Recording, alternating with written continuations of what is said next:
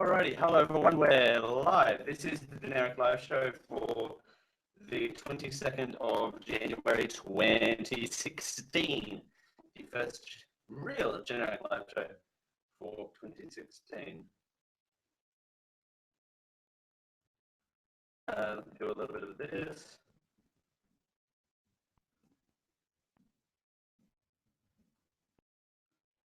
It's great to be back, in the rhythm of things. You know how it is. It's great to be back into the rhythm of things. Alrighty, we're going live on this. There we go. Alrighty, we're doing this in 3, 2.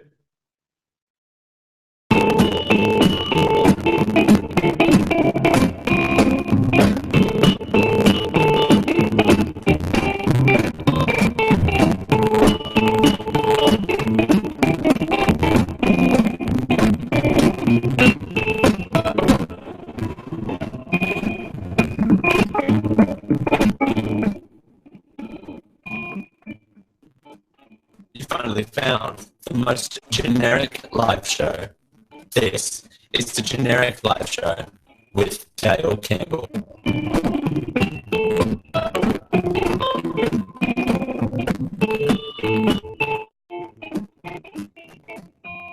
Hello everyone and welcome to the Generic Live Show. This is the GLS for Friday, finally. Friday, you've made it to the weekend. Well done. Thanks for joining us here on a Friday for the Generic Live Show. It feels great to be back with you, and we do appreciate you listening to us, whether you're listening to us live on YouTube and Facebook, or whether you're tuning in at home via the podcast. We've got the best bits of the podcast available to you for download. It's great to be back. I was on vacation for 2 weeks, and it's great to be a little over 2 weeks. So we didn't do a show. We did a Christmas show, and then we took the rest of the time off, even before the New Year's. And we've got a couple of specials on the New Year on the feed for you, though, to keep your appetite wettened. That's not a phrase. That's not a phrase at all. Keep your appetite wetted. But it's been a great vacation. It's got to be not only a highlight for 2016 so far, even though we're only 22 days into the new year, but it's got to be one of the best highlights, I think, of all time. I think it's certainly one of the best things I've ever done. So it's going to be great to get to do it again someday. I hope to do that. Not only was the whole trip magical, but it just the marathon, doing half the marathon itself. I want to take a couple of minutes here to thank everyone who gave me support, listeners, contributors to the show as well, and just friends and family. It means a lot to me, your massive, overwhelming amount of support that was given to me in doing this race, and I truly could not do it without you. So thank you again, friends, family, loved ones, for all of your support as well through doing half the marathon. My plans in that regard, people have asked me what my plans are in terms of running. I'm not necessarily a runner, but I will keep up just casually doing running and whatnot. I do apologize, my camera's a bit wonky. There you go. But I will keep up running and the like, just as general fitness and whatnot, because I enjoy running. Running is peaceful to me, and we've got some lovely scenery here where I live, so I'm definitely going to be keeping up the running. Speaking of running, it is the 22nd of January, as I keep having to mention, and we are inching closer and closer to the Iowa caucus, the nomination, just not the general election. We're not at the general election quite so yet. But this week has been one of those weird weeks where you cannot avoid American politics, particularly this week and next week is going to be. It's going to be. It's just we are going to talk about it, but there's no running around the biggest story of the world right now, which is going to be American politics. Now, I don't know who decides if it's a great idea when someone comes out and endorses another candidate. That happens. It happens. Endorsements happen. People strike deals all the time, and it certainly does happen. And it cannot be avoided. And we live in a world where people have massive influences and change things, and we cannot avoid that. Does anyone remember the name Sarah Palin? If that name rings a bell to you, you're not the only one. She, by the way, for those who don't know, was the former Alaska governor and the 2008 presidential nominee, vice presidential nominee, who became a Tea Party sensation for the Tea Party movement and a favorite amongst grassroots conservatives. Endorsed Donald Trump on Iowa on Tuesday, providing him with a significant boost. Just 13 days. We're now 10 days, 11 days away from the state's caucus. Now, this is according to the New York Times, who first recorded that endorsement, who posted a video. We're actually 7, 8, 9, 10 days away because it is on a Monday, which is really bizarre. Are you ready for the leader to make America great again? Ms. Palin said, with Mr. Trump by her side in Iowa at a rally at Iowa State University. Are you ready to stump for Trump? I'm here to support the next president of the United States. Now,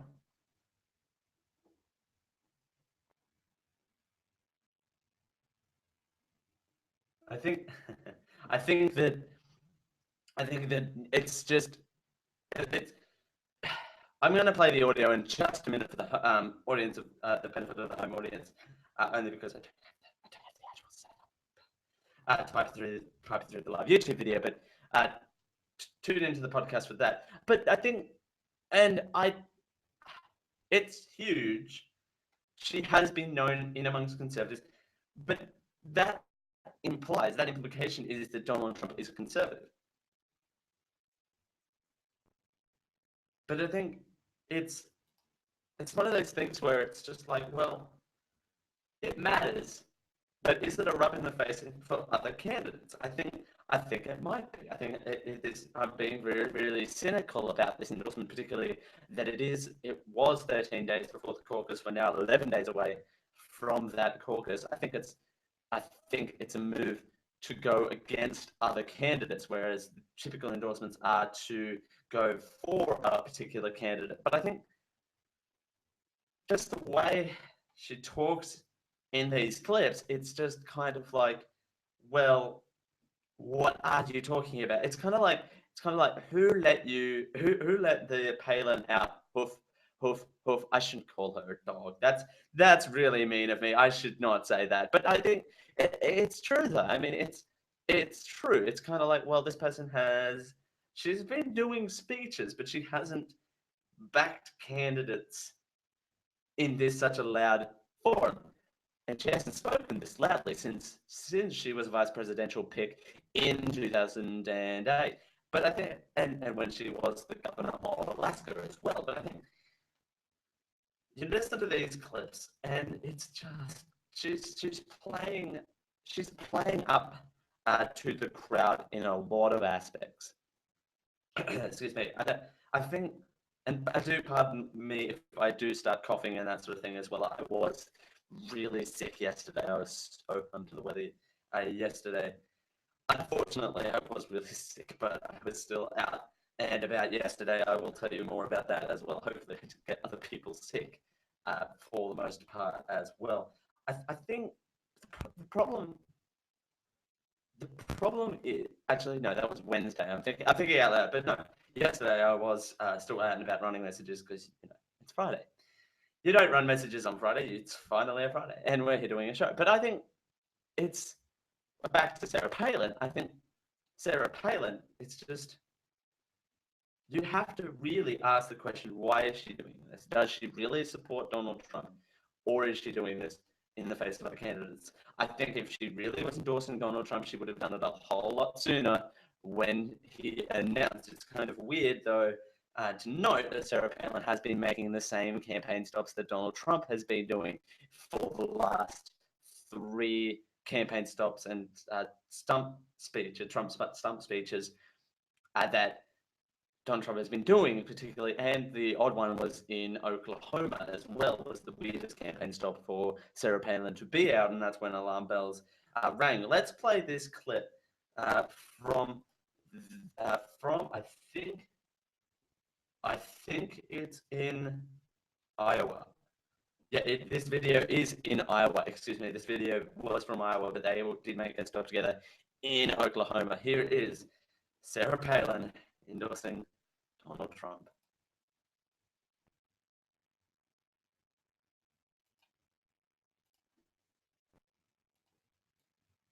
Excuse me, we're having a bit of technical difficulties. Maybe we'll get this. Maybe we'll get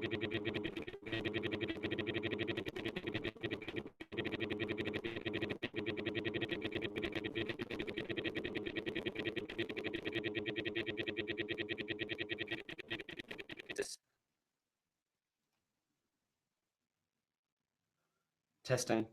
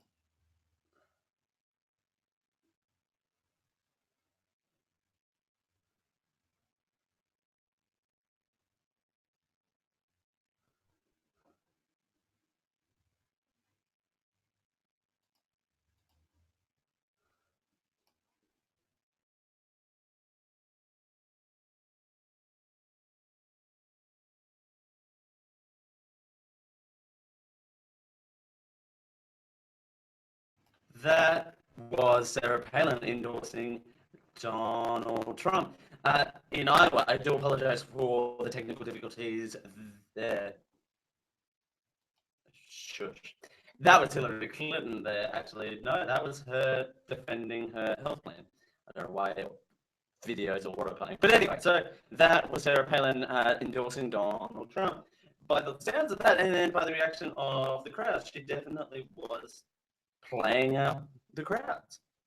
That's what her plan was. That is certainly not indoubtable. But I think I shouldn't knock on Sarah Palin too much, but she literally, with that whole "can I get a hallelujah," she was playing up the crowd. She really was, and I think that with you playing up the crowd, I think you've got to take into consideration whether the endorsement is genuinely for the candidate or if it is just a knock against other candidates within the race.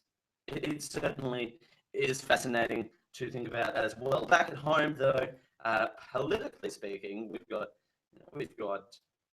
our own political election year going on. Of course, our election date has not been announced as of yet, but there has been talk back and forth for entrepreneur Dick Smith, formerly of Dick Smith Electronics and maker of tomato sauce, and tomato sauce lovers unite everywhere over Dick Smith's tomato sauce.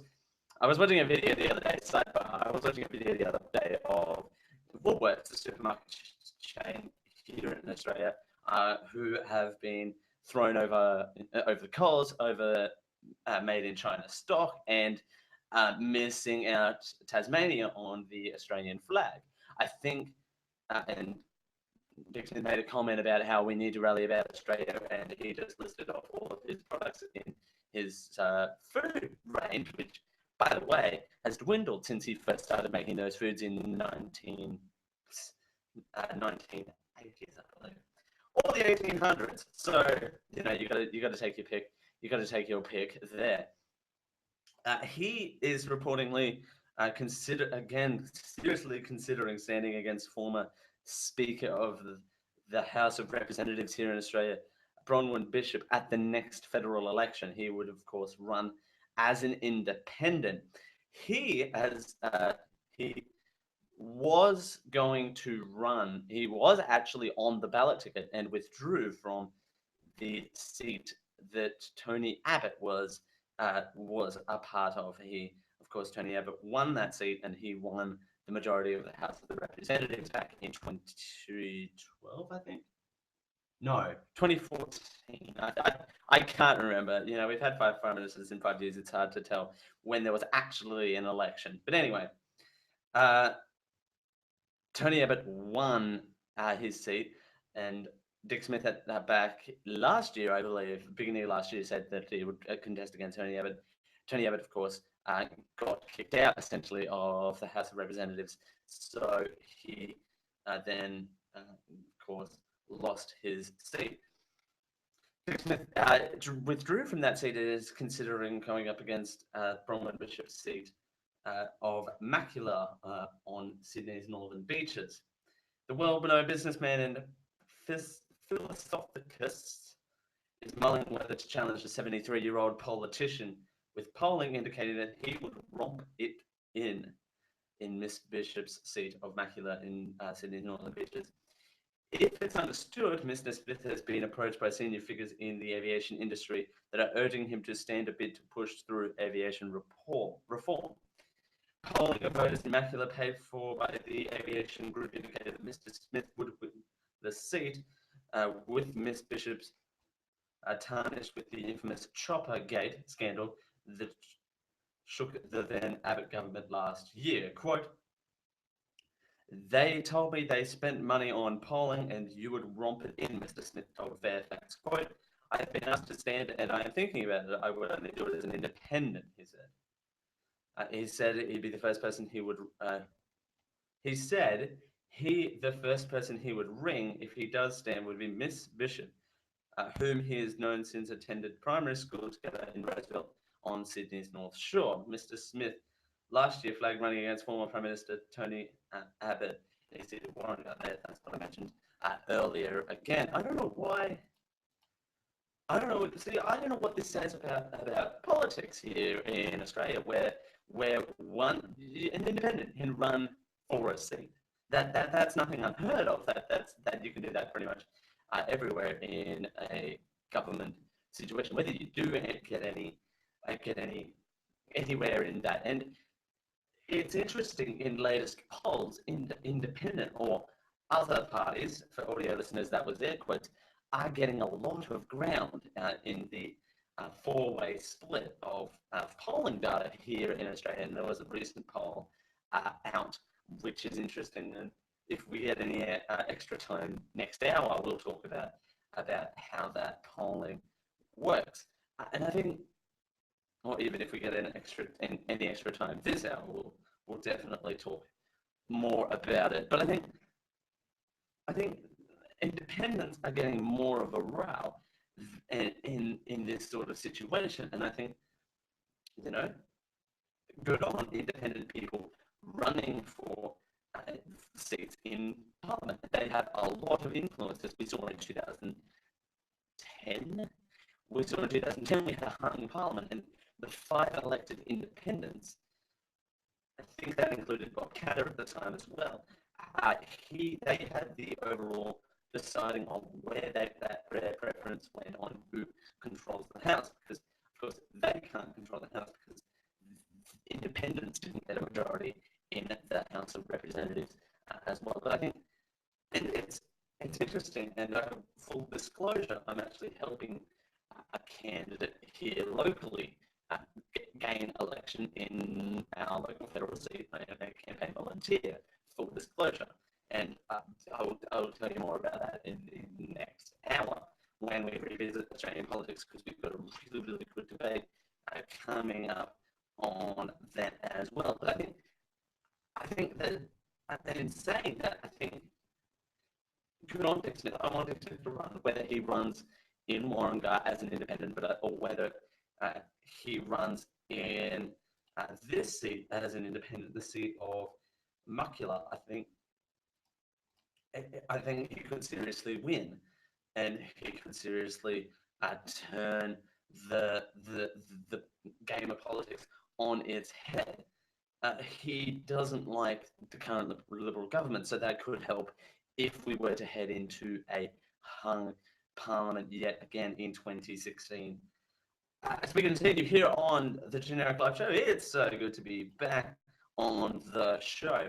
As we continue, Netflix, the online streaming service extraordinaire, has announced their release dates and trailers for the 2016 year. We'll run them down. We'll run all of them down. I think there's 14 of them, or 11 of them. There's over 10 premiere dates in 2016. We'll take note of all of them, and we will, of course, run them down for you. We, of course, will run them down for you, and we will analyze what they mean for online streaming entertainment. As we continue here on GLS, thanks for joining us. 1021.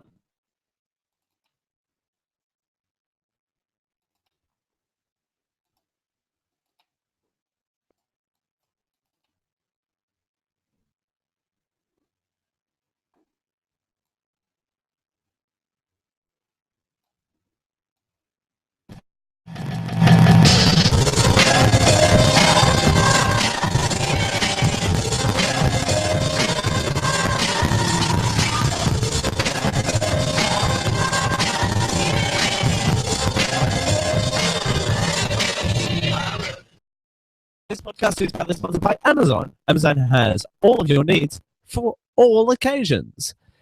Amazon stocks a large range of pretty much everything. Everything from automotive to baby to computers, payment cards, groceries, health and personal care, and everything for Amazon Kindles, ebooks, movies and television, magazines, office products, and stuff for your patio, lawn, and garden. Hey, they even sell sports goods if you're into sports.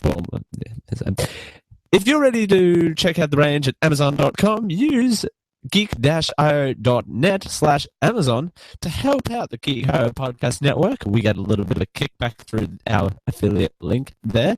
That's geek-io.net/Amazon. Amazon, everything for every occasion. Everything for every occasion may not be the official slogan for Amazon. Some products not available in all areas.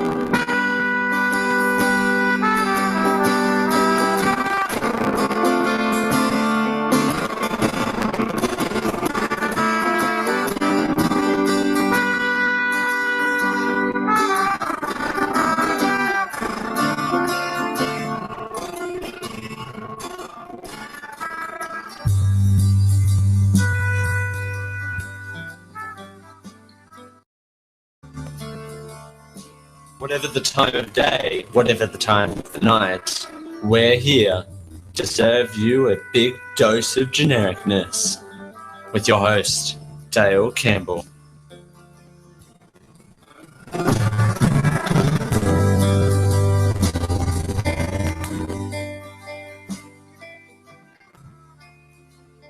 Thanks for joining us here on a Friday. Finally, a Friday here on the Generic Live Show with Dale. Thanks for joining us here on a Friday. It's so good to be with you. Netflix. Everyone knows Netflix. The company announced its 2016 premiere date on Monday for comedies, dramas, kids series, and stand-up comedy specials. And it promised a second season of Jessica Jones, the yet-to-be-determined date. Netflix's US and Canada YouTube channel also posted a handful of new teaser and trailers in the last several days. And we're going to go down the list for you in just a little bit of time. We're not, where we have priorities as well. So some of these series, Chelsea Does ... I have no idea what that series is. It's apparently a comedy. Chelsea Does ... It premiere on Saturday. It's actually premiering on Saturday, the 23rd. Love, a new Netflix series. Love premieres on February 19th. That is a 9. Fuller House, the spin-off from Full House, or the sequel to Full House. I've seen the Full House trailer, and I'm actually excited for that. I will watch Fuller House because it looks like it's going to be terrible, but that makes for some great just comfort TV. House of Cards Season 4 will premiere on March 4th. Flaked will premiere on March 11th. Marvel's Daredevil Season 2 will premiere on March 18th. The Ranch will premiere on April 1st. Unbreakable Kimmy Schmidt Season 2 will premiere on April 15th. I loved that show. That was an amazing show. Mercifully will be released on May 5th. Grace and Frankie Season 2 will premiere on May 6th. Orange is the New Black Season 4 will premiere on June 17th. Really looking forward to that again. Stranger Things will premiere on July 15th. And The Get Down will premiere on August 12th. Hannibal Burgess comedy Kamakizdo will premiere on February 5th, rather. It's February. Theo Von, No Offense will premiere on February 26th. Jimmy Carter's Funny Business will premiere on March 18th. And Patton Oswalt, The Talking for Clapping will premiere on April 22nd. For the kids, teens and tweens, World Party will premiere on June 3rd. Lost and Found Magic Studios will premiere on April 1st. Kong, King of the Apes will premiere on April 15th. So there is a lot of Netflix going on in 2016, and that's just premieres, and of course there's a lot more than that coming. There's just a lot more coming. You've got lots of Netflix stuff. I love Netflix. Netflix is one of those things that I've gotten into a few of those series. I dipped my toe into them. I haven't fully gone into the Netflix category. I still like to watch old things that I've seen years ago. I'm still that type of person, but I'm really on that list. I'm really looking forward to the Kimmy Schmidt Season 2. I'm really looking forward to Orange is the New Black. Really looking forward for those to come back again. I think Netflix has really cornered the market as well. There's more Netflix original films as well, I believe, that are coming in the next couple of years, as well as production houses decide to use Netflix as their primary release. As well, and they won't get nominated for Oscars because Oscars so white when I'm not. By the way, not talking about that on this show. I thought about putting it in. Actually, no, it's not in the second hour. I thought about putting Oscars so white in, but I thought I couldn't. You know what? It's just real quick, and I know this is going to push us behind, but I think when we think about Oscars so white, I love the fact we're in 2016 and we are now just complaining about how the Oscars is so white. And I'm going around the house now. I'm going around the house now and saying, this mic is so loud. Everything is so over the top. It's so dramatic that this coffee is so hot. I'm going to complain about it on Twitter. And if you want to follow me on Twitter, I haven't complained about it on Twitter. I will take to Twitter this Oscars so white. I can follow me at Dale Campbell. And use the hashtag GLS show as we continue here on the Generic Live Show for Friday. Finally, Friday, you made it to the weekend. I have to. Thanks for joining us. We have to have this conversation about equal marriage. Do you question? And I will answer this as we continue. What would happen if you were told your marriage is not in void in another country? And something would happen to your significant other. How would you react if you were told that your marriage is not in void? As we continue here on GLS, I'll tell you how active. We've got a lot of analysis on this story that pretty much devastated land and actually pretty much broke pretty much half the internet. It's a devastating story. As we continue here on the Generic Live Show, it's 10:31.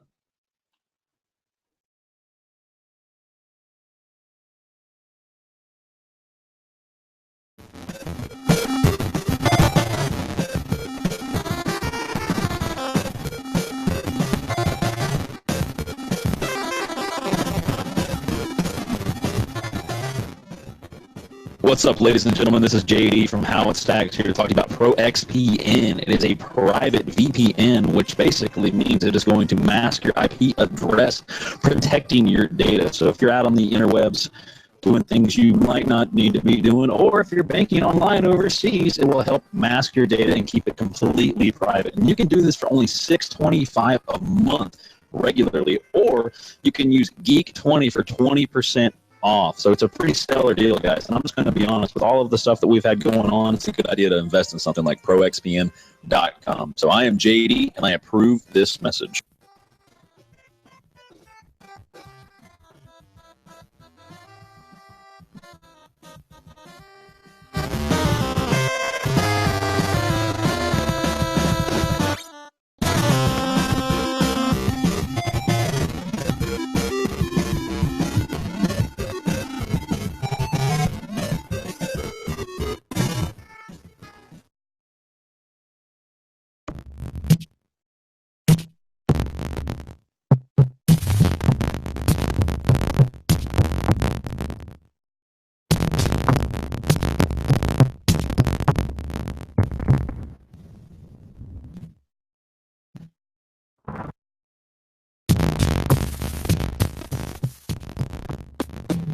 This is the Generic Live Show with Dale Campbell.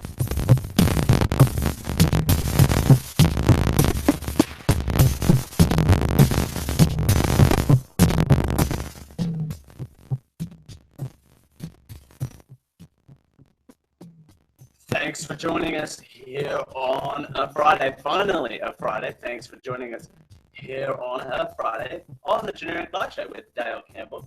We appreciate your listenership. We know you've got a lot of Generic Live shows to listen to, and we appreciate you listening to this one. Now, I asked a really, really serious question, and it was a genuine question before we took the break.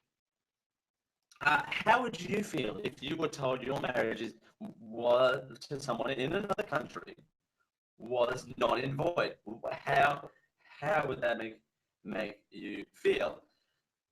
If it was me, and if I had a significant other, and if I had a significant other, and I was told that my marriage to my significant other was not in void because of one person not recognizing the marriage that happened. You have a marriage certificate to say that your marriage happened. It's not that we're making it up. It happened, and honestly, to me, I think I would be devastated. I think that you know, if you love someone, you love someone. That's how it is, and it's not like that. If, say, for example, if this story, heaven forbid, happened to me or to someone who I loved, and I'm single. Full disclaimer: at the recording of this clip, I'm presently single to my knowledge, at least.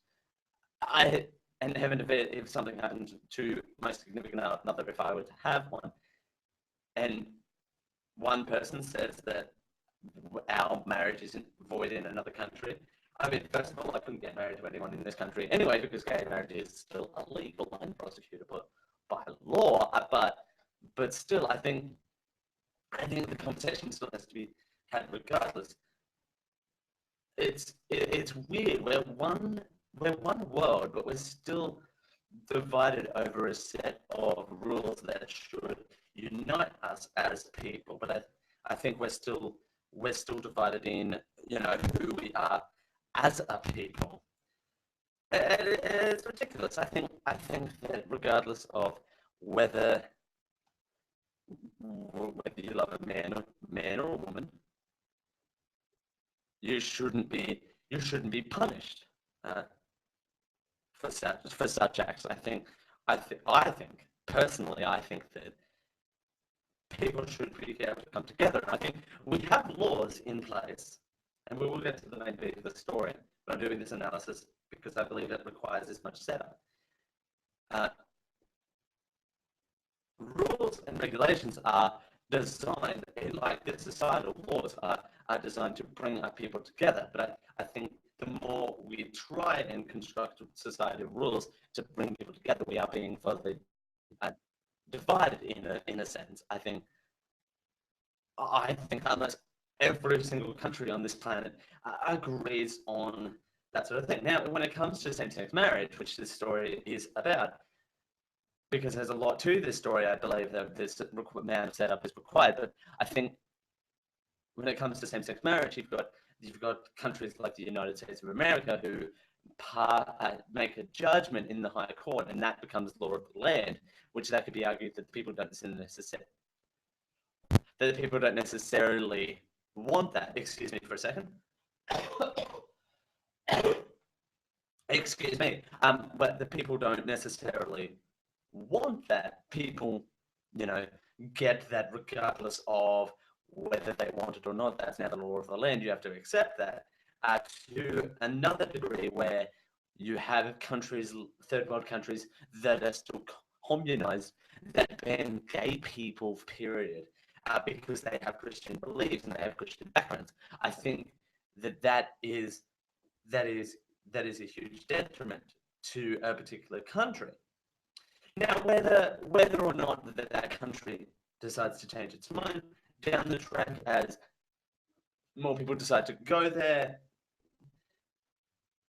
For example, I went to a third world country where that other extreme was taking place. I went to a place where homosexuality was banned.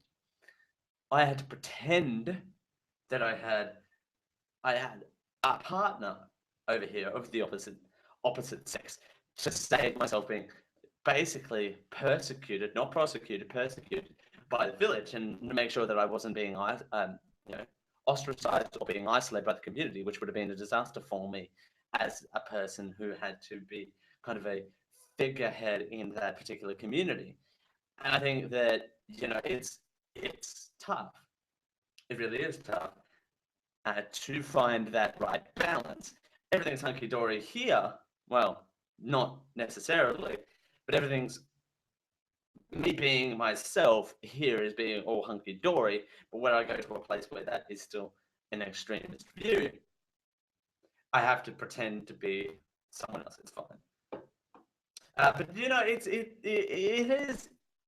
devastating to see that those exist, that those extremes still exist. I understand why they exist, but between two, and I'm talking about third world countries, by the way, in that other side of the extremism. Meanwhile,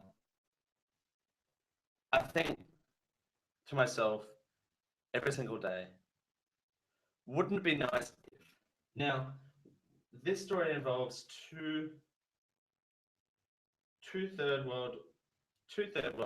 first world countries, excuse me, two first world countries. Yeah, fighting it out, duking it out. So let's get to this story here. British High Committee, I'm reading now. The British High Commission said an Englishman who died while on honeymoon in Adelaide will be registered as married on his death certificate after South Australian Premier apologised for an awfully insensitive treatment to his widower. That is an update on the story. Charity worker David Bulmer Rozzi, 32, died after a fall while on honeymoon with his husband Marco, 38, in Adelaide. Though the couple from Sunderland had married in London last year, Marco Bulmer Rozzi told David's death certificate was told that David's death certificate would say never married, and he was not recognised as next in kin. The South Australia's Premier Jay Wetterill, gave Bulmer Rozzi his personal guarantee that his husband's death certificate will be reissued with his correct marital status, and that legislation will be passed to recognise overseas same-sex marriages in the state of South Australia. Quote, I was obviously very ashamed that he had this experience in South Australia, my home state, Whittle told The Guardian of Australia, is where I'm finding this story as well.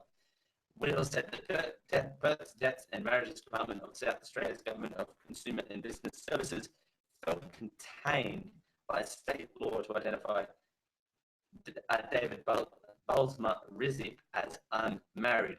Quote, at the time when Marco gripping with the loss of someone he loved, when they were in Australia celebrating their honeymoon, was just awfully insensitive. Whittle said that it was fortunate that Marco had a positive relationship with his father-in-law, Nigel Bulmer, who was tasked with being David's next of kin. Quote, that did not prove to be any difficulty, but it could have been. It just amounted to another layer of disrespect at the time where he should have been treated with sensitivity. David had also donated his organs, and we are treating him with disrespect at a time where he is acting almost as the ultimate respect for the people of South Australia. Quote, all that was obviously very disgusting to Marco and deeply shaming us. Menno Rawlings, the British High Commission to Australia, thanked Whittle for committing to amending the legislation and said that Marco would be recognised as David Bulmer's next in kin and husband. Then there are tweets from Menno Rawlings. A spokesperson to the High Commission in Canberra said that staff in Australia and the UK had the greatest sympathy for Bulmer Rozzi and had been working to find a practical solution. Quote, in this exceptional case, we'll have to now put in a process to issue a death registration quickly once an application is received, said the spokesperson. He said he was not aware of any similar cases. A consular death registration is not a UK death certificate, but will register Bulmer's status as a married couple in the UK public record. The Australian Marriage Equality National Director Rodney Croom said that he could understand that Whittle's comment had restored some of Marco Bulmer's faith in Australia. Quote, Marco had thought. Where am I? Marco had thought that Australia is tolerant and inclusive place. That was restored by Mr. Whittle's actions and with great support of he got from lots of ordinary people in Adelaide, Broom said. Quote, he understands that ordinary people are in support of this and it's the government's time excuse me, it's the government's that's out of step, unquote. There's no provision for same-sex marriage in Australia. South Australia, Western Australia, and the Northern Territory do not currently recognise overseas same-sex marriage. That's interesting. That is actually interesting. Federal government frontbencher Christopher Pyne, a South Australian MP, told ABC Radio on Thursday that not recognising overseas same-sex marriages was outdated and arthritistic, as well as offensive to moral morality.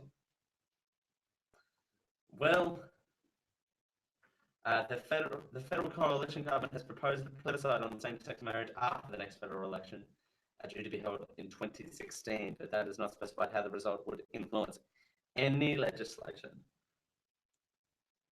So it's the people that aren't the problem, it's the politics, according to The Guardian, and I would certainly agree to a certain extent. Here's where I disagree that it's the people. It's the politics, not the people. And remember, we did have legal same-sex marriage here for about 2 seconds, literally over a weekend. Legalized on Friday and then turned down on a Monday. I believe that's literally what it was like. But I think that it's hard to justify that it's not the politicians, to be completely fair. Playing devil's advocate, though, which I love to do on that argument.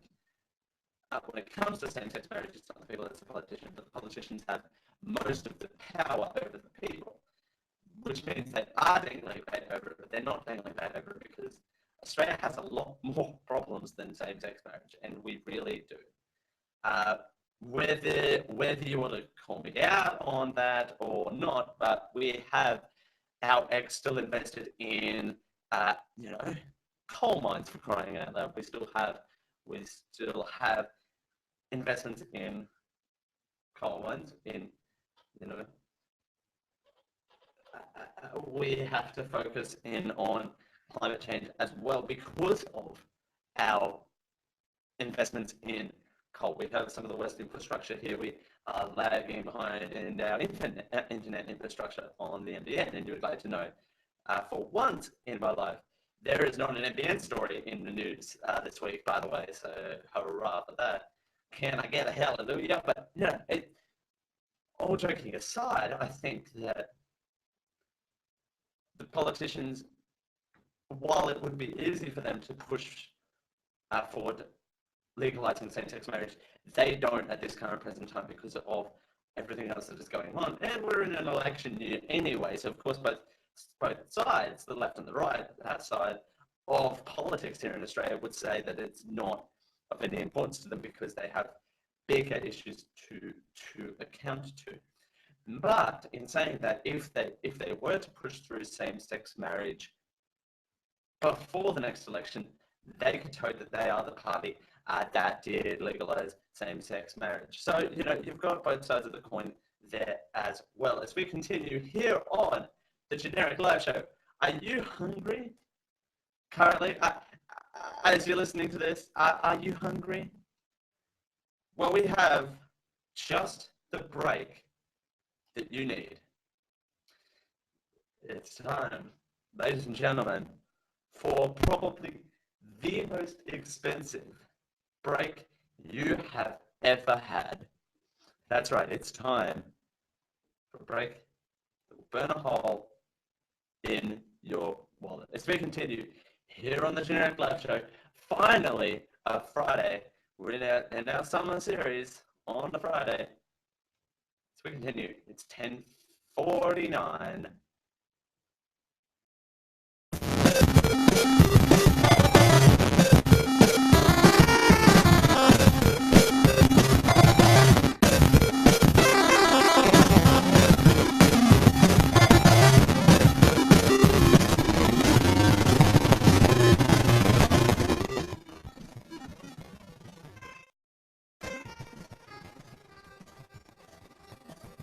podcast is proudly brought to you by you.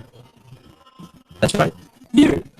Over at patreon.com/geekio, where you can help us out with a small monthly donation for as little as $1 a month. Do you know anything that you can buy for $1 a month? I don't. That's right, though. $1 a month. There's no terms, there's no conditions. $1 per month to help us out to unlock some really, really cool goals. A goal that I personally want to help unlock is the weekly Mana Pool Show, which is a weekly playthrough of D&D 5th edition. It would be really cool if we could do that weekly, and you can help that happen with as little as $1 per month. That's right, $1. $1. There's nothing you can buy with a buck these days. A buck a month would help us out tremendously. Just head on over to patreon.com/geekio to help us out. We thank you, the listeners, for your support and keeping the lights on here at the show.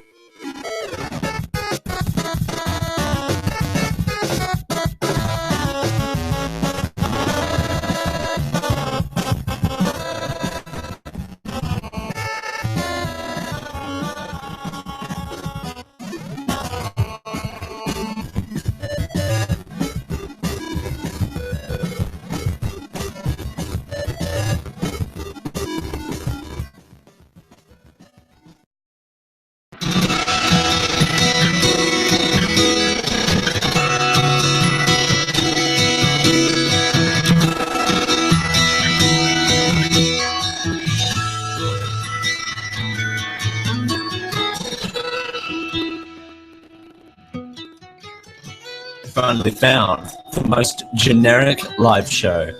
This is the Generic Live Show with Dale Campbell.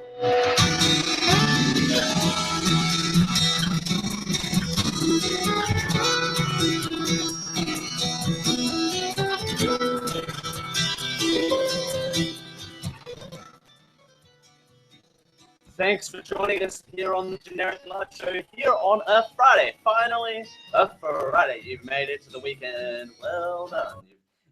You've made it through to the weekend. Well, it's great to be back for 2016, by the way. This is our first live show of 2016. It's great to be back. You're probably thinking to yourself, 8 minutes to 11 o'clock. You must be getting a little bit peckish on a Friday. You know, it's getting there. You know, you're getting peckish. It's getting closer and closer to lunchtime. You must be getting hungry. Well, we've got just the break you're looking for. And no, it's not a commercial break. It's chocolate. I like how direct I am with that. It's chocolate. Chocolate, by the way. Listen up, chocolate lovers. Nestle Australia is about to make all of your dreams come true with, get ready for this. Get ready for this, by the way.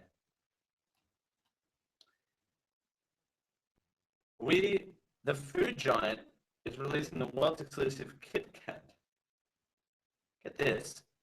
It'll send you back $88 per item. Yes, that's right, single item, $88.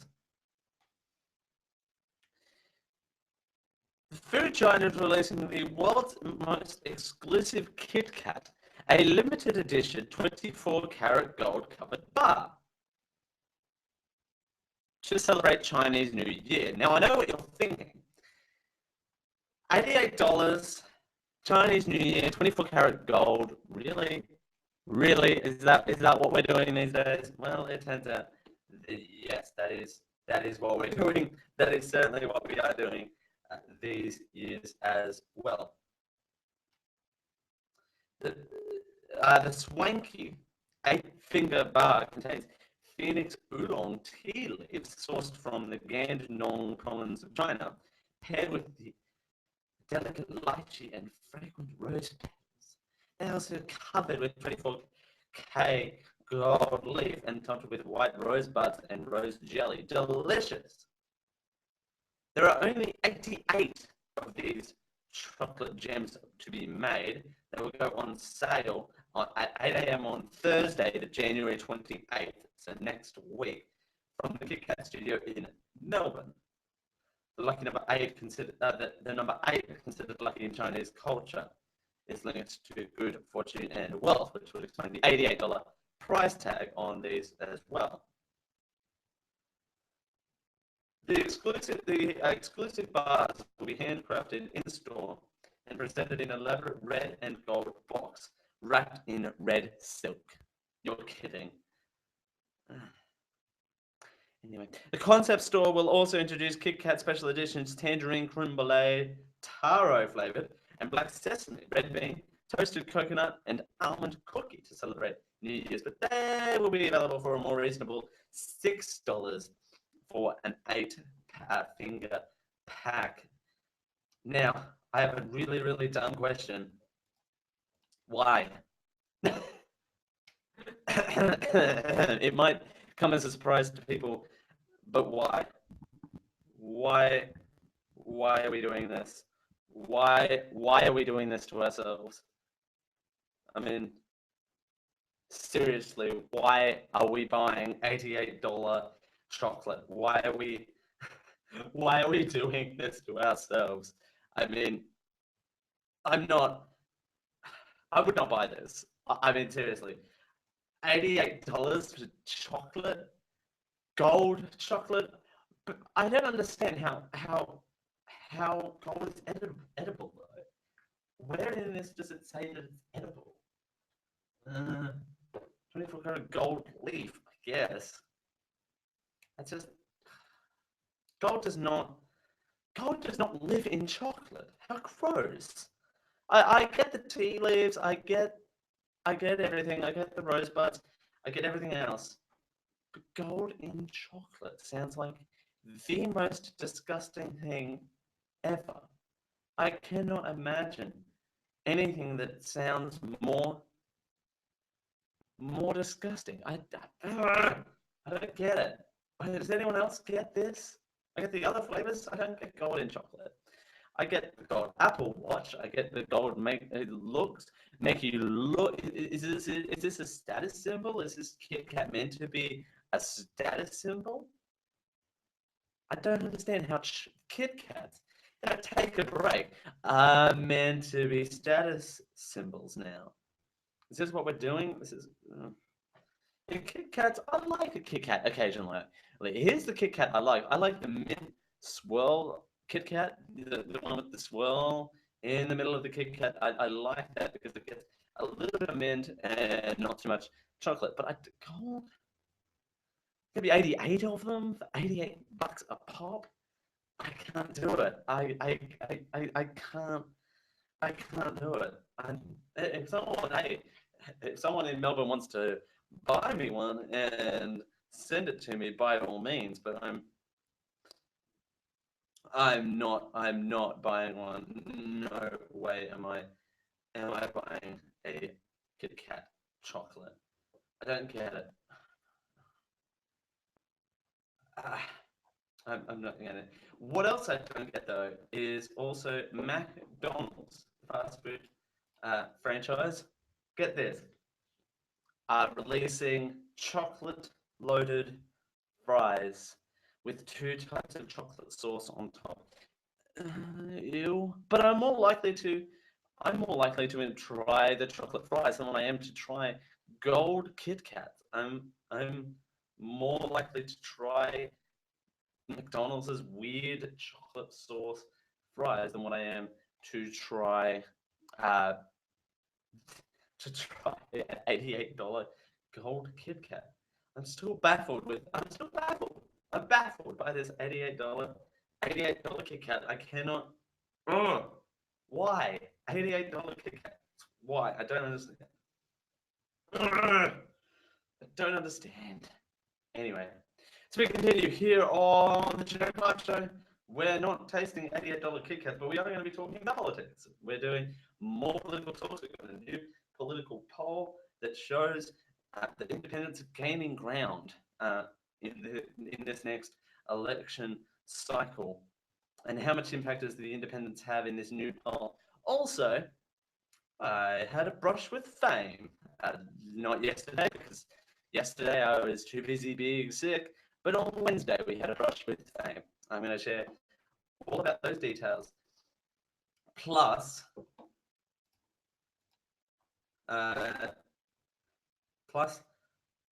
Clive Palmer is maybe forced to quit politics. We'll tell you why as we continue.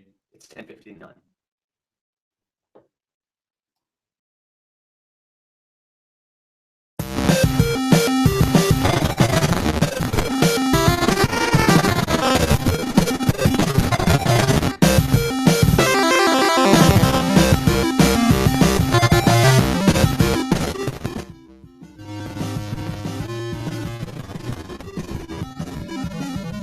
Hey there, everyone. It's Dale Campbell here from the Geek Out Podcast Network to tell you more about Think Geek. Think Geek is the biggest online retailer of all things geeky, from the big names of geek that you know and love. For example, they stock the biggest range of Star Wars, Star Trek, Doctor Who, Minecraft, Zelda, Marvel, Game of Thrones, DC Comics, and Geek Lab items. Currently, Think Geek are having their super winter clearance with up to 75% off hundreds of items, such as the Star Wars printed R2-D2 stocking. Originally $24.99, now down to only $12.49. Or what about the Firefly 4-pack exclusive ornaments? Perfect for any tree. Down 40% to $10.79. Or what about a build-on-brick mug? They're ranging from $4.99 to $9.99. Or you can pick up Doctor Who pajama pants for just $13. Or an organ transport lunch cooler. Perfect for those long days at the office. How about Star Wars Death Star measuring cups? Perfect for the Force in the kitchen. This and many more items are part of the winter clearance can be found at Think Geek, with free shipping in the United States with orders of $75 and over, or a flat $6.95 US standard shipping. When you're ready to go over to the massive superstore that is Think Geek, all things geeky, head on over to geek-io.net/thinkgeek. Head on over to Think Geek. That gives us a little bit of a kickback on all of the items that you order. Don't worry, we don't see what you actually buy, so there is no shame if you decide to order the build-on brick holiday raft or the Fallout 4 Vault Boy holiday ornaments. There is no shame if you order the candy cane power brick at all. We don't see that, but we do get a little bit of a kickback when you do go and order through us at Think Geek. Think Geek, join in, geek out with Think Geek for their support of the Geek.io podcast network.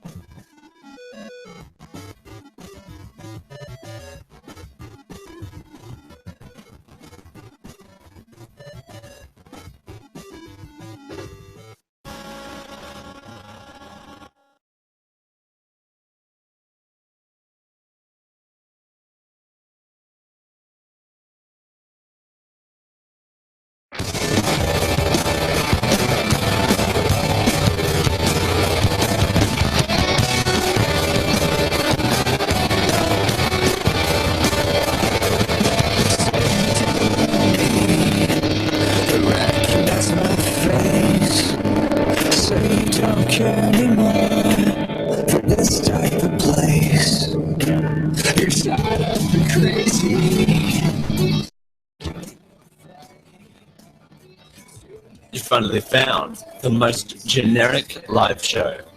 This is the generic live show. with Dale Campbell. Turn off the radio, don't you remember? We built this city on rock and roll. We built this city. We built this city on rock and roll. Built this city. We built this city on rock and roll. Thanks for joining us here on Friday, finally. A Friday here on the Generic Live Show with Dale Campbell. Thank you so much for joining us. It is a pleasure to be here as always. Now, we're in an election year, 2016. Everyone, welcome to 2016. This is the first live broadcast of 2016. I did have a fantastic trip to the USA. Lots of stories to be told on that one. Might have a little bit special actually. I might do that. I don't know. We'll see what it is like. We'll see what the schedule is like and see if we can fit something in. Now, in 2016, we do have two elections. You know, we've got the election of in the US, and we've got an Australian proper election coming up. Not kicking in the leader this time around. We're doing an election this time around. The essential news poll results have come out, and I do follow the polls, and there's an interesting poll out. It came out on the 18th, so it came out this week. It came out this week. It came out on Monday. It was a poll conducted from the 15th to the 18th of January 2016. It shows a couple of things. It shows that there are four parties where you can cast your primary vote. That's what there always has been. There probably will always will be. There's more than four primary parties, but they have an other category. They have three political parties. They have the Liberal National Party, they have the Australian Labor Party, they have the Greens Party, and they have other, which includes Independents, the Katter Party, and Clive Palmer as well, which we'll talk about him in just a few minutes here. We'll make sure we get to him in this segment. I promise we'll get to him as well. This essential poll shows a lot of things. It shows that for the first time since it shows that since the beginning of December, that the two-party preferred bases, 51% will go to the Liberal National Party and 49% will go to the Australian Labor Party, the closest it has been for a long time. The Morgan poll, which there are four polls that come out. The most recent Morgan poll from January states that they're 56-44 split. The latest news poll shows them at 53 LNP, 47 ALP, and Realtek shows them 55-45, a 10-point difference. But Essential is 41-49, and it's the most recent data, so we're going to go with that. It shows the primary vote, 44% will go to the LNP, 35% will go to the Australian Labor Party, 10% will go to the Australian Greens Party. So that's fascinating. But for the first time ever, I want to say, first time in a long time.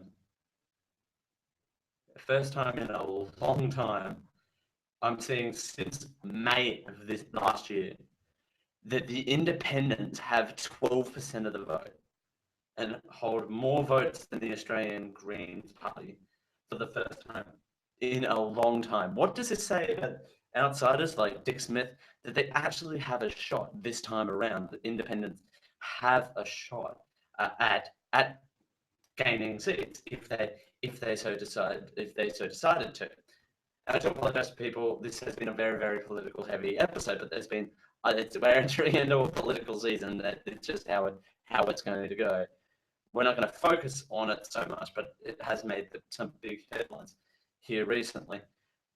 12% have been independents that aren't kind of political parties, that aren't established political parties. Now, what does this say? This says that outsiders have more of a chance, and we're not going down to the US where we're going to have Donald Trump. I mean, Clive Palmer is kind of the Donald Trump of Australia, as I like to say, but with more money. But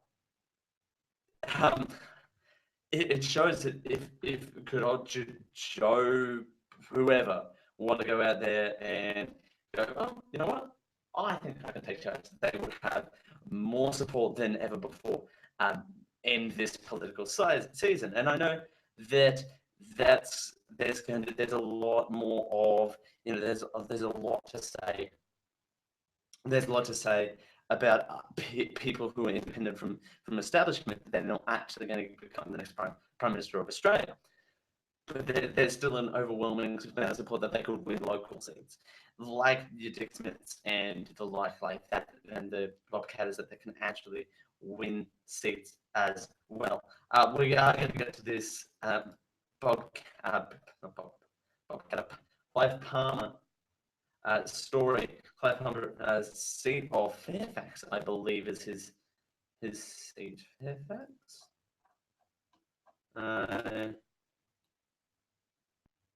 It is here somewhere. Fairfax, there you go, yes. It is the city of Fairfax. Yes, Clive Palmer, city of Fairfax, which covers Gympie in Queensland, is under increasing pressure to quit Philip Palmer over connections between him and the nickel business. His nickel business and political party, the Mighty Mongrel, is under investigation for allegedly using Queensland nickel as a cash cow for political donations and business lines. News Corp reports administrators are looking at whether they can claw back more than 60 million paid to the political United Party and the Tokens ailing Coolum Golf Resort. Over 200 workers were laid off last week, and they were told there was not enough money in the nickel refinery to pay their redundancies and other entitlements. Oof. Industry Minister Christopher Pyne says the Palmer United Party is a disaster and is an example why voters should avoid minor parties, adding that he would rather voters choose Labour. I wonder why. Quite frankly, according to Christopher Pyne, quite frankly, it's whether it's Labour or Liberal, we have processes in place to ensure that we don't have kinds of outcomes that happen, like something like the Palmer United Party or One Nation or whatever particular political party is asking at the time. You can't deny network. It's interesting that one party, One Nation is hilarious, and Pauline Hanson, who we've played on the show before, she's hilarious. She would, flip flop on these sorts of things all the time. She's just hilarious to watch. I think the parties like the Clive Palmer party sparked from going against the grain and against the stereotypical political parties like the Palmer United Party, and I think that's where that sort of spun out from. We went into this last hour, but of course there are endorsements and there are endorsees that happen in the world of politics. There are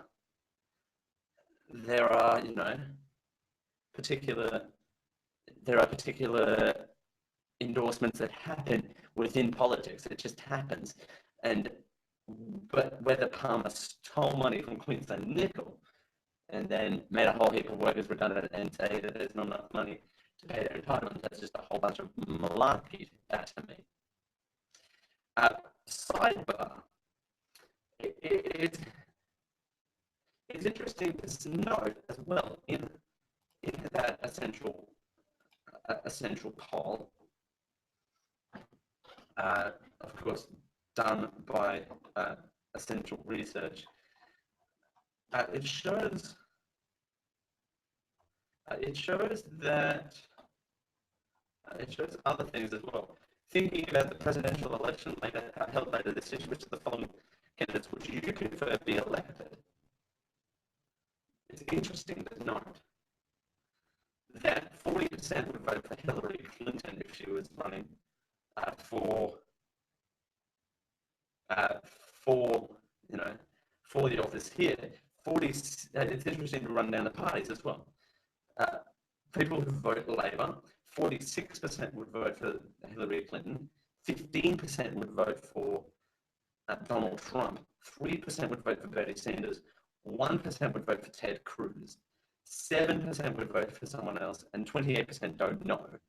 It is America, so you do expect the don't know category to be quite large. If we're talking Liberal Nationals, 14% would vote Hillary Clinton, 13% would vote Donald Trump, 3% would vote Donald Cruz, 3% would vote Ted Cruz. I think I said that already. 8% would someone else, and 27% don't know. But if you vote Greens, 39% would vote for Hillary Clinton, 3% would be Donald Trump, 32% of people who vote Greens would vote for Bernie Sanders, which is really weird. Ted Cruz didn't make any appearances. 4% would be someone else, and 23% don't know. If you vote independent, 21% would vote for Hillary Clinton, 20% would vote for Donald Trump, 7 Bernie, 1 Ted Cruz, 17 someone else, and 34 don't know. The margin of error doesn't say.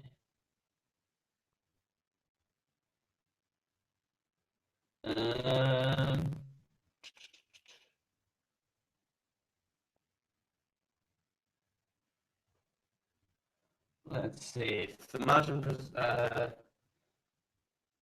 3%. So a margin of error of 3%, which is fine. It's a pretty good margin of error as well. So yeah, 3% of margin. 3% of margin of error. So, but 2% of people vote for Palmer United, which is down from 5.5% of the 2013 election, an election in 2013. So there you go. But whether I want to see if Palmer is found guilty of stealing from Queensland Nickel, it's interesting to me as well. If he is found to be stealing from Queensland Nickel, he will basically be run out of the ground, trust me, particularly by the nickel people. Where do they go? Where do the nickel people? I want to know the political leanings of the nickel industry. That would be a whole heap of fun as well. We had a brush of fame here in where I live, here in Cairns. We had the leader of the opposition and political candidate for the Labor Party, which is to say that if Labor was to get majority, he would be the new Prime Minister. We had Bill Shorten here in Cairns on Wednesday, and I had the pleasure of meeting him as well. Because of my leanings with the candidate here locally, I cannot express any further opinion on this topic. But it's to say that it was fascinating meeting Bill Shorten. It was fascinating. I can say that much for sure. I think as well, it was quite an experience and something that I didn't think I would ever get to do. And if Mr. Shorten is listening, or if anyone from his office is listening to this, he is more than welcome to be on the show. I extend the invitation to this show to pretty much anyone who wants it. Anyone who wants it, they're welcome to be on the show. I'm not limiting myself to people at all on this show. Trust me. As we continue here on the Generic Live Show, if you need to get through your day, Apple has the solution for you. As we continue, it's 11:19.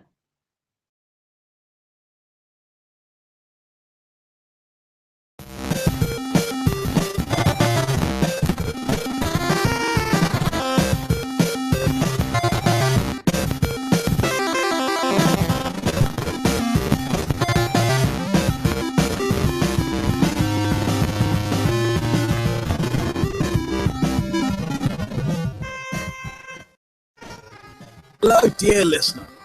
Here at Geek.io, we're always happy to give some support to the little person. So today I'd like to let you know about a small internet startup called Amazon.com. Go to geek-io.net/Amazon to check out their large catalogues of books and magazines. I believe they may have some other items for sale too, records and videotapes perhaps. Using geek-io.net/Amazon lets them know you discovered them through us and they'll throw a few pennies our way. Thank you.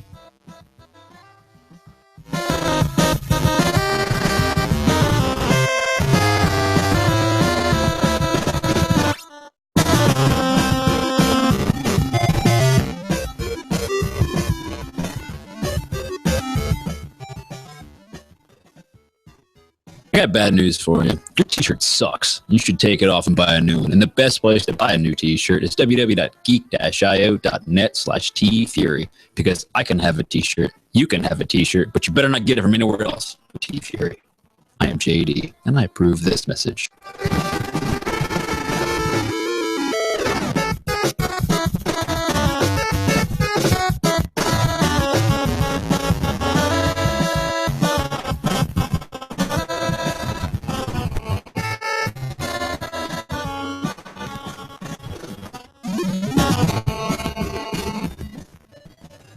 Hi, this is JD. You know me from How It Stacks and other popular things that haven't quite caught on yet. But something that has caught on, that would be Think Geek. And everybody loves Think Geek because you can get Han Solo ice cubes, Daleks, sonic screwdrivers. Hell, I'm drinking a screwdriver now, but only because, I love Think Geek. And you can get all of those things except for, a screwdriver at geek-io.net/thinkgeek. And once again, I'm JD from How It Stacks and other things.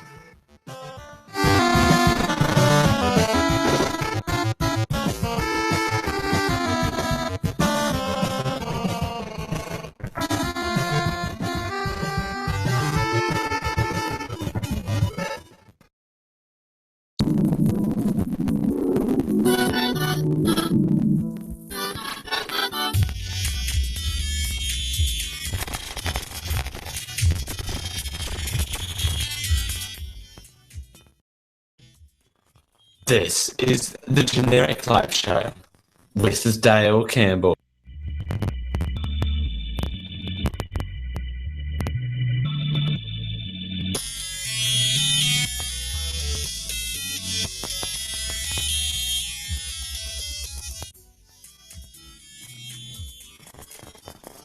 Thanks for joining us here on the Generic Live Show for Friday. Finally, it's a Friday here on the Generic Live Show. Thank you so much for joining us.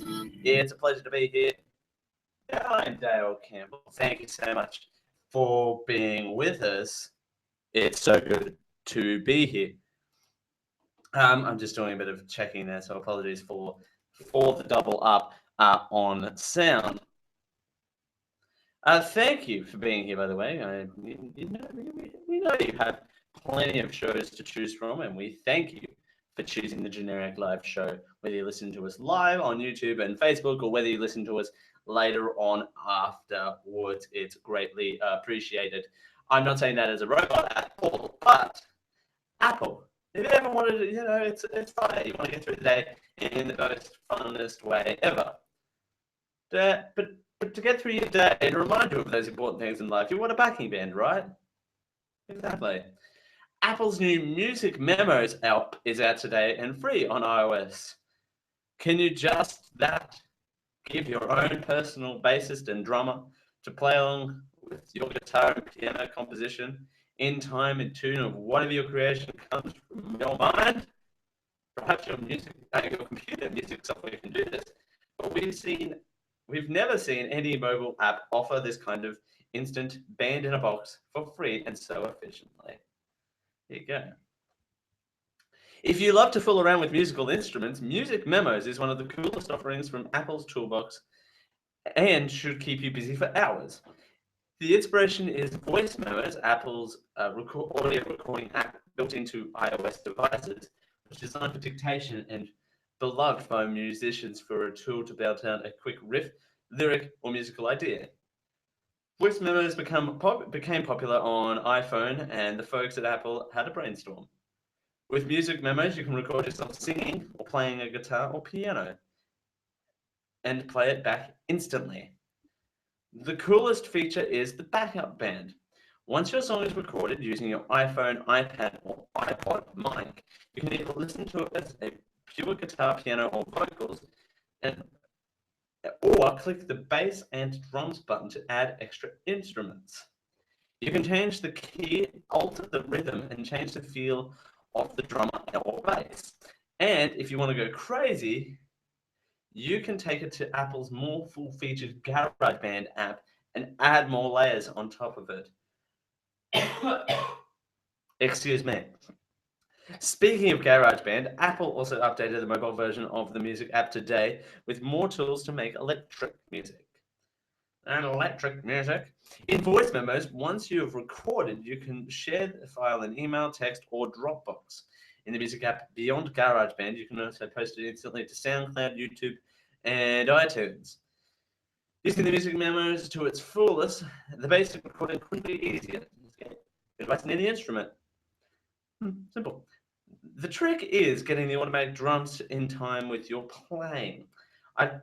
The artist of this, Jefferson Graham, has tried it, and he said that the toughest is getting the guitar riff first and can't get the drums to sync with him.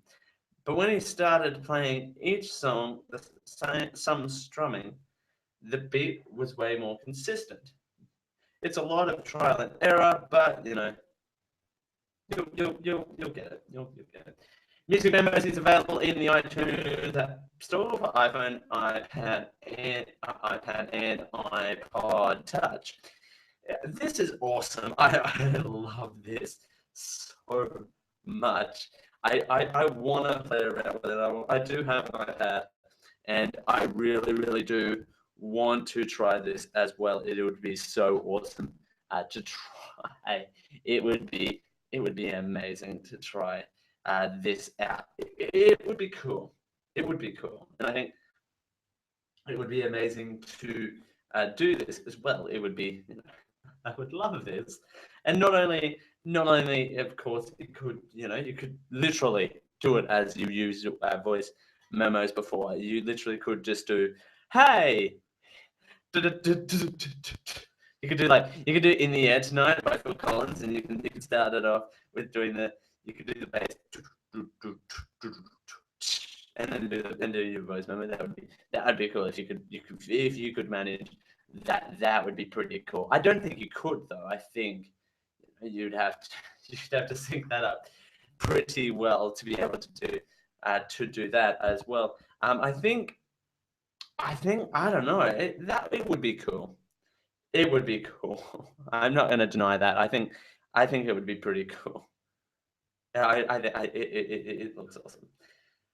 Whether it's going to have any function or people are just going to use it to waste time, I think that way it looks pretty darn cool to me. I approve of that message. And I think it's less that, it's more, I have samples in there too. Oh, there you go. And you can change, I might have to get that. I know bands. I know bands that might benefit from that as well. So we continue here on, your phone just started ringing. As we continue here on the Generic Live Show for a Friday, finally, a Friday. And we have a serious conversation to be had. A serious conversation to be had about the travel waiver, not waiver, travel waiver that can help. You know, it cuts down lines. You know, you exchange people, not exchange people, but you allow people from trusted countries into your country because they are trusted, and that could be going away for a certain amount of countries. Both Australia and the United States have waiver programs in place to make trusted cities, trusted countries in there, but they're ever so slightly changing, and we'll tell you what those changes are. Some of them might surprise you. We continue. It's 11:30.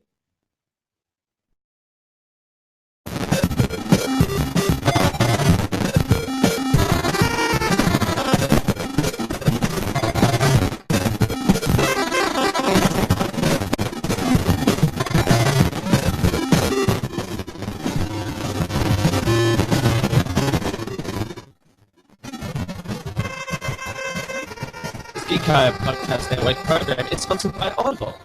They're the leaders in digital audiobooks on the internet. Choose from over 100,000 titles across all types of literature, including fiction, non-fiction, and periodicals. Try audible.com now and get your first 30 days of the Audible Listener Gold membership plan for free. That's right, free, which includes one audiobook credit per month. After your 30-day trial, your membership will renew for just $14.95 per month, so you can continue to receive your audiobook credit per month. Plus, members-only discounts on all audio purchases. If audiobooks aren't quite your thing, well, that's okay. Audible also have a variety of radio and TV programs and audio versions of magazines and newspapers. There's something for everyone. Check out geek-io.net/audible for all of the details. And we thank Audible for their support of the Geek.io Podcast Network.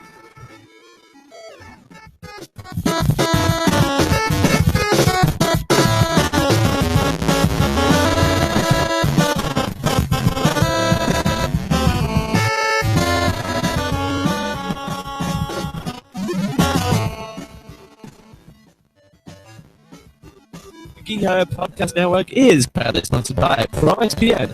ProXPN is an uber secure VPN that believes you should be able to use the internet how you want to. By encrypting all traffic that goes through it, keeps your data private, your IP address is completely hidden, so your location is secure, keeps you safe from all of those stupid cable 6 triangles, and more.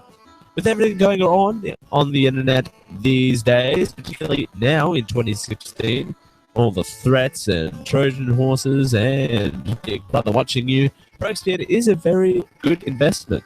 And good news is it's very affordable and won't break the bank. Keep your traffic safe.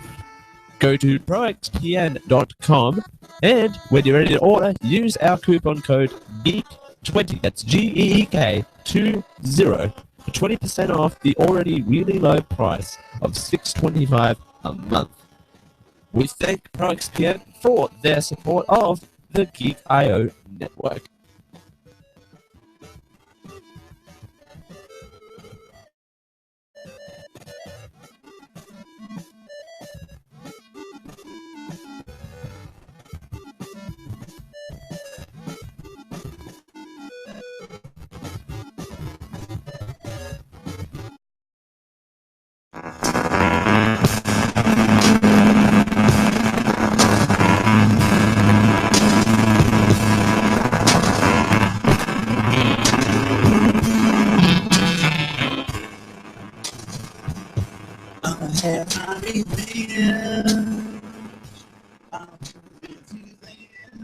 Whatever the time of day, whatever the time of the night, we're here to serve you a big dose of genericness with your host, Dale Campbell.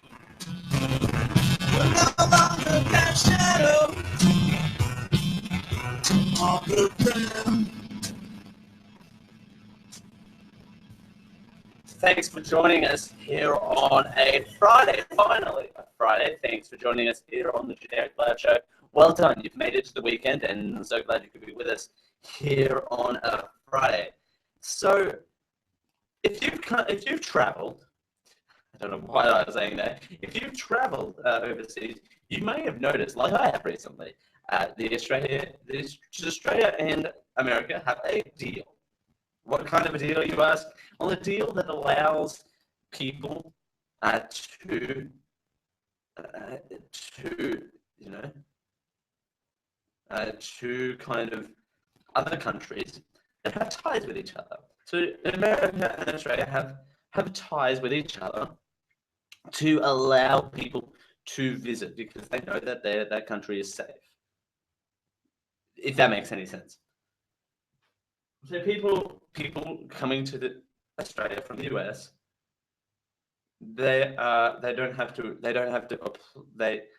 to apply for a visa, but that visa gets waived and approved because they are coming to Australia, because Australia and the US have ties. It's kind of a you scratch my back and I'll scratch your back of the visa world. Now that has changed, and I swapped this story out for another story in the run sheet because this is what was happening. This is breaking as we were putting. I was try that whole thing again. I was putting the run sheet together. Hang on, I have to cough. Excuse me. I'm still recovering from this whatever the bug was. I think it must have been airplane crud that I was recovering from yesterday. But the Obama wow. I'm doing a 2-hour radio show, and now I've got the Geek IO show right after this, so this is going to be fun. The Obama administration on Thursday eased visa rules for certain European travelers who had visited terror hotspots in the Middle East and Africa, triggering a backlash from congressional lawmakers who sought after restrictions for security reasons. Moments after the announcement, 2 Republicans declared the administration were blatantly breaking the law, a law that President Obama signed by implementing the changes.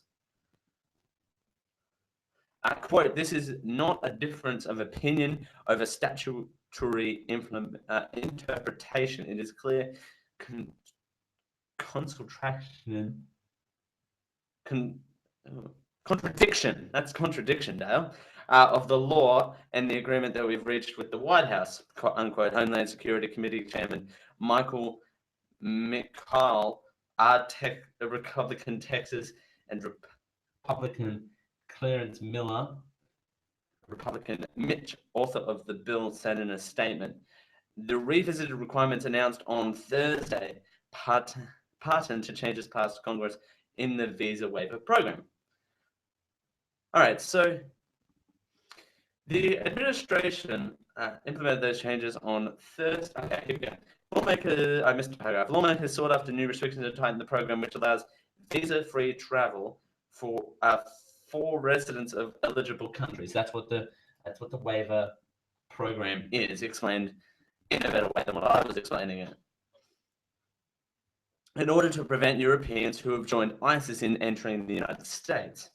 Under newly passed Visa Waiver Improvement and Tourist Travel Prevention Act of 2015, nationals of Iraq, Iran, Syria, and Sudan, as well as other travelers who have visited these countries since March 1, 2001, must apply for a visa in order to travel to the US. The administration implemented those changes on Thursday, but some changes of its own. Under the revised requirements, some Europeans who have traveled to those 4 countries in the last 5 years may still be allowed to the United States without obtaining a visa if they meet certain criteria. The administration announced it will use its waiver authority granted it into legislation to give waivers to travelers who have traveled to terror hotspots as the following. Journalists, for work with humanitarian agencies or on behalf of international organization, regional organization, and subnational governments on official duty. Final one I can understand, other couple I don't. Further, an additional waiver was announced for people who have traveled to Iran for, quote, and I do quote, for legitimate business-related purposes, unquote, since the conclusion of the Iran nuclear deal in July. The administration offers waivers for individuals who have traveled to Iran for business relations as well. Republicans reacted angrily to the waivers, saying that Obama administration had exploited its limited authority and has compromised national security. Quote, President Obama and his administration decision to abuse their limited waiver authority and allow scores of people who have traveled to or are dual nationals of countries like Iraq and Syria flies in the face of reason of congressional intent, unquote. House Judiciary Committee Chairman Bob Goodlatte, Republican of Virginia, said in a statement.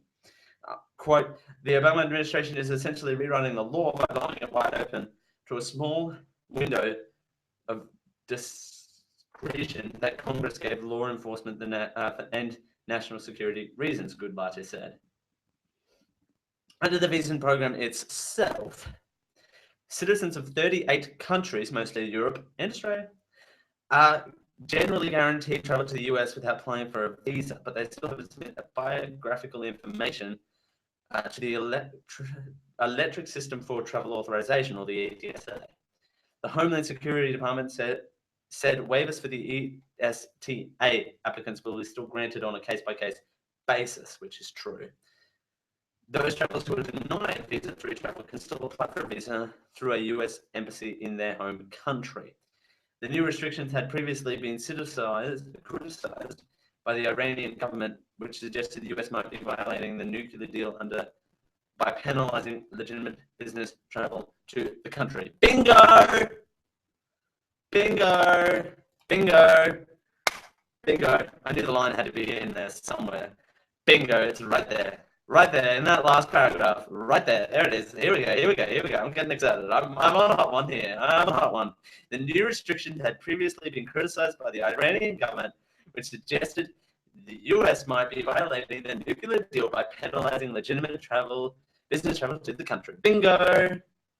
Bingo! The Iranians have got the Americans under a tight leash to say, no, you cannot ban Iranians if they're coming over here to do your business, if they have to do your business and they want to come to the US.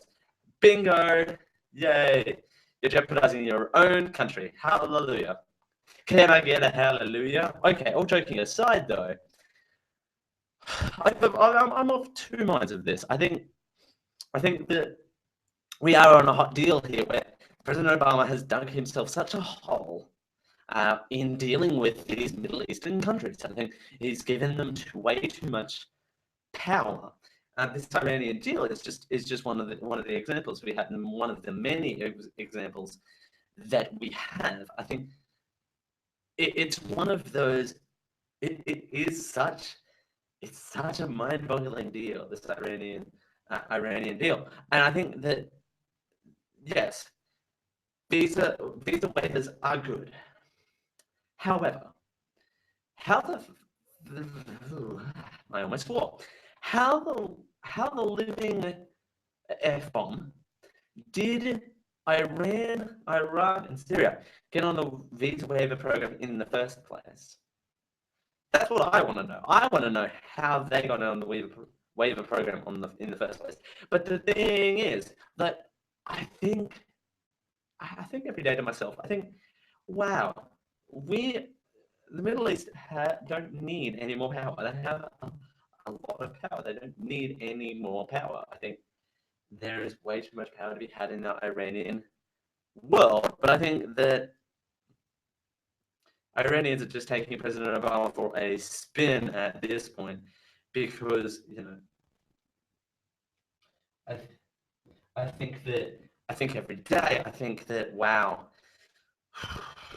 let's do more of this, shall we? Why? I don't understand, though. What I don't understand is why shouldn't people from Iran and Syria be applying for visas, even if they went over there for journalism? Hello, we've seen radical journalists. Trust me, they exist, ladies and gentlemen. Radicalist journalism exists. It's a thing. But what I don't understand is that people don't understand that radical journalism is a thing. They go over there, do a story, and what if they get persuaded? What if they get persuaded? What if, excuse me, say for example, if I went over there, right, and did a GLS special on the Iranian deal. Now, say for example, I got paid for it. We'll sort out that logistic. That we're not even going to go to there. We're not going to go to that logistical nightmare because that would sabotage my my contracts and deals that I have with particular people as well.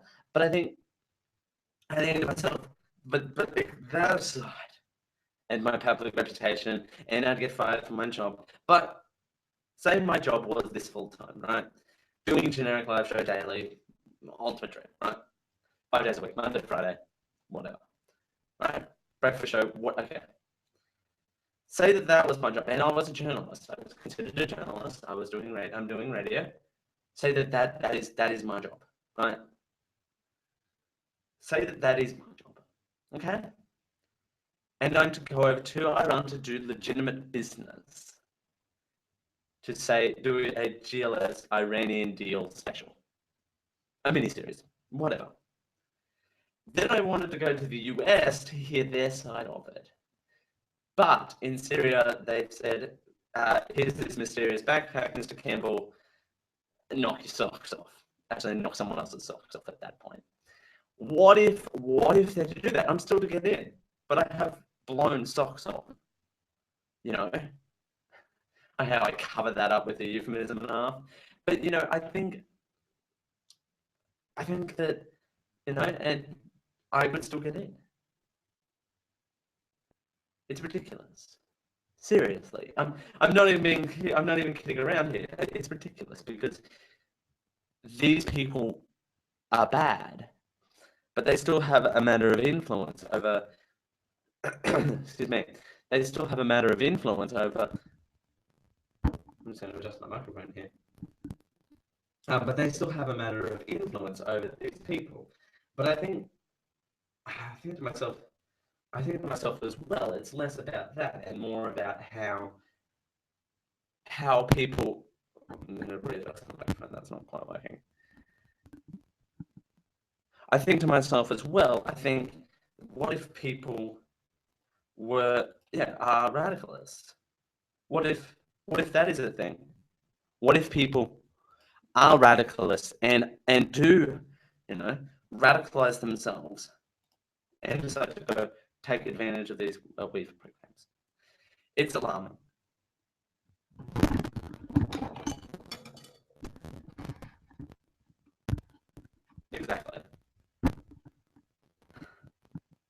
Exactly, microphone. I agree. I do apologize for that. My microphone decided it's time to collapse. But that's what happens when I get passionate. You know, it happens. But it's true though. It's true. Oh, and there's no real solution for it either because what. And now we're at a point where we've got so many conditions and so many broken rules in this weaver program that it's kind of like, well, at this point, what's the point of fixing it? You know what I mean? Let's go back to the days where everyone had to apply for a visa.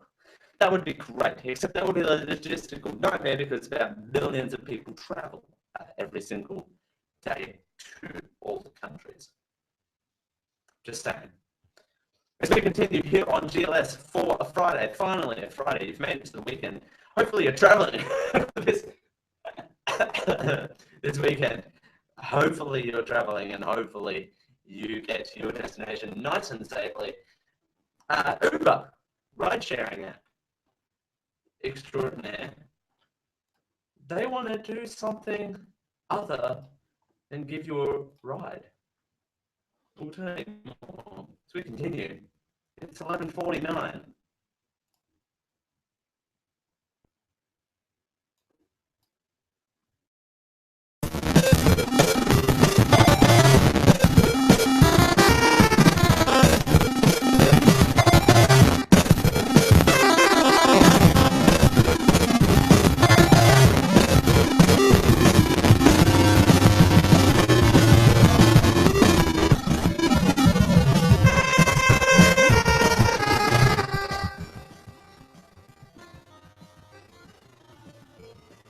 Geeko Podcast Network is proudly sponsored by ThinkGeek.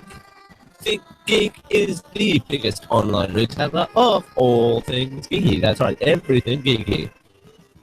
And they stock the biggest brands in geekiness like Star Wars, Star Trek, Doctor Who, Minecraft, Legend of Zelda, Marvel, Game of Thrones, DC Comics, and Geek Labs.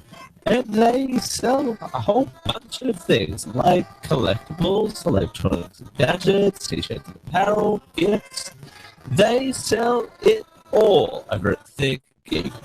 And they have free shipping on orders over $75 or a flat $6.95 US standard shipping to all places in the US.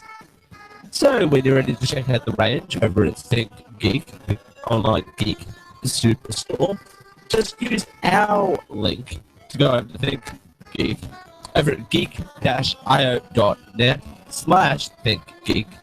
That gives us a little bit of a kickback on what you buy. Don't worry, we're not stealing your shoe size or asking you for a blood sample. It's okay. We're only getting a kickback from what you buy. We don't actually see what you buy from ThinkGeek.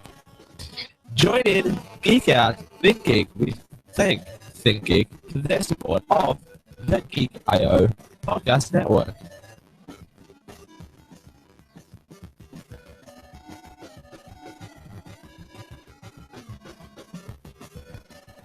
The Geek.io network is sponsored by Tweaked Audio. With 7 styles and 7 colors, there are mic'd and not mic'd options available, designed to sound great with music and talk, and engineered for durability. All options come with a lifetime guaranteed and a noise-reducing design, so you don't get distracted and focus on what matters most. Compatible with all of your devices, even those weird Windows phone no one likes. We have an exciting offer just for our listeners. If you use the coupon code GEEK at checkout, you will receive a third off your order plus free worldwide shipping. Head on over to tweakedaudio.com to check out their range, and when you're ready to order, remember to use our coupon code GEEK at checkout for a third off, free worldwide shipping, and that lifetime warranty guarantee. We thank Tweaked Audio for their support of the Geek.io network.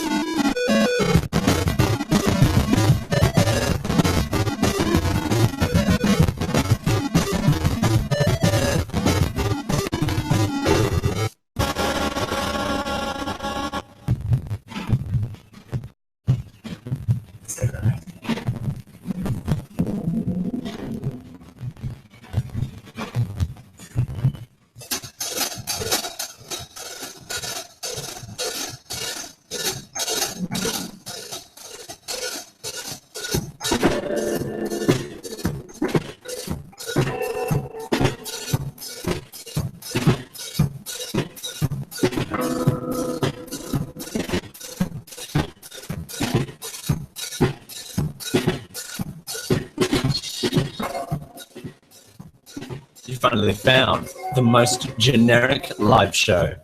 This is the Generic Live Show with Dale Campbell.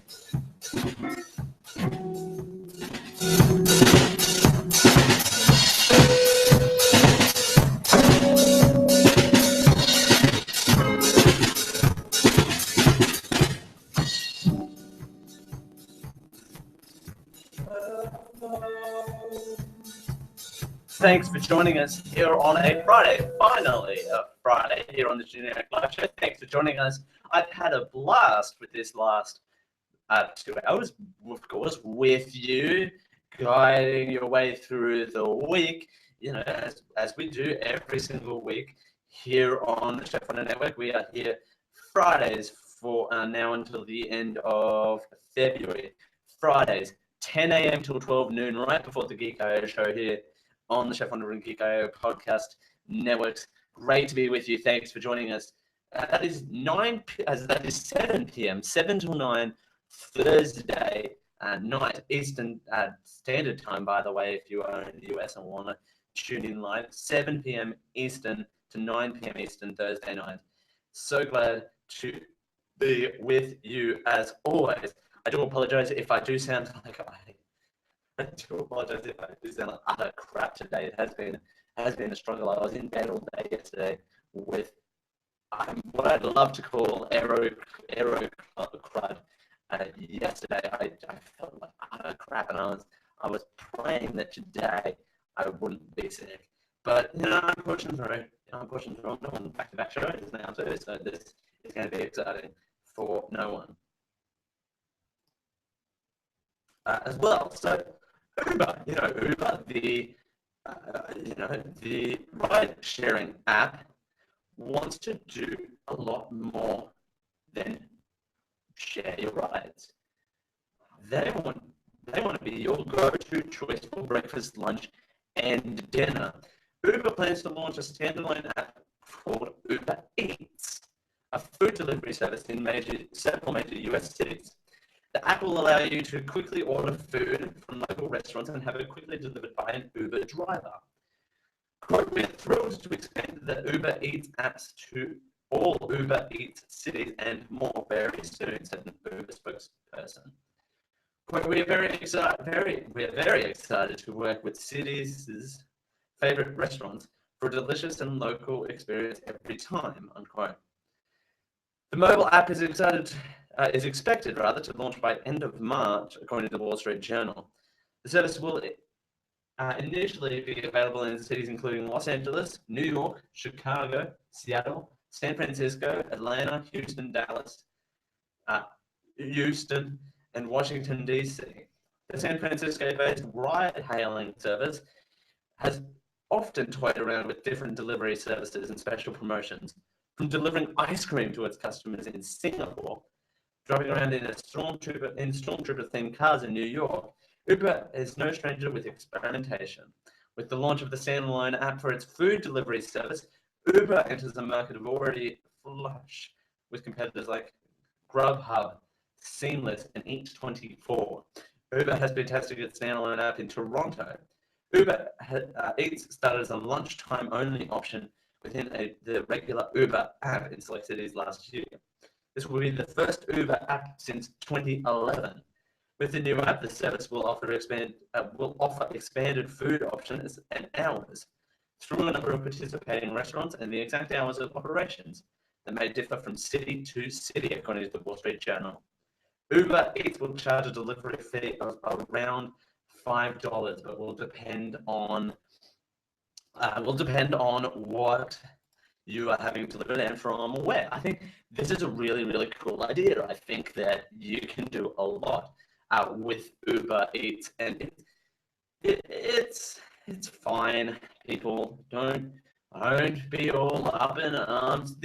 I reckon if people are up in arms saying you're stealing work from delivery drivers, now Uber's first Uber attacked the taxi drivers, now they're attacking the food industry and there's maybe places that don't have delivery delivery options available, and now they're using Uber to deliver food to the customers. That's a possibility. Hey, people, wake up. We live in 2016. Oh, the opportunities are endless. But see, the thing is, and it's not only people attacking the delivery drivers, but again, it's businesses that may not have a delivery option available, and they can now reach a wider market by, of course, offering delivery for customers for $5, for an extra $5. And it depends on where it is, but I'd be happy to pay an extra $5 for delivery. Why not? I don't have to go out. I don't have to go out and get it. Hey, we pay extra for delivery for our pizzas here, for crying out loud. So there is that. But that does conclude our broadcast for the day. Thank you, everyone, for joining us. It's Big GLS. Thank you so much for being with us. It's 11:59.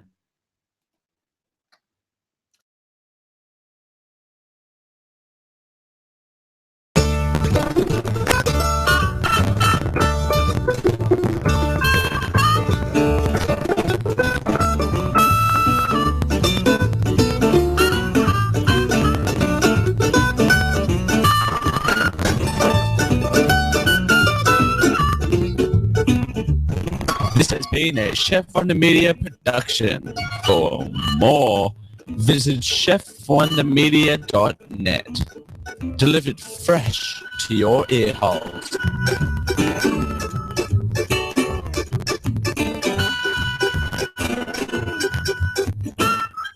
Copyright 2016. This has been a Geek.io production. Copyright 2015. Geek.io. Geek and Geek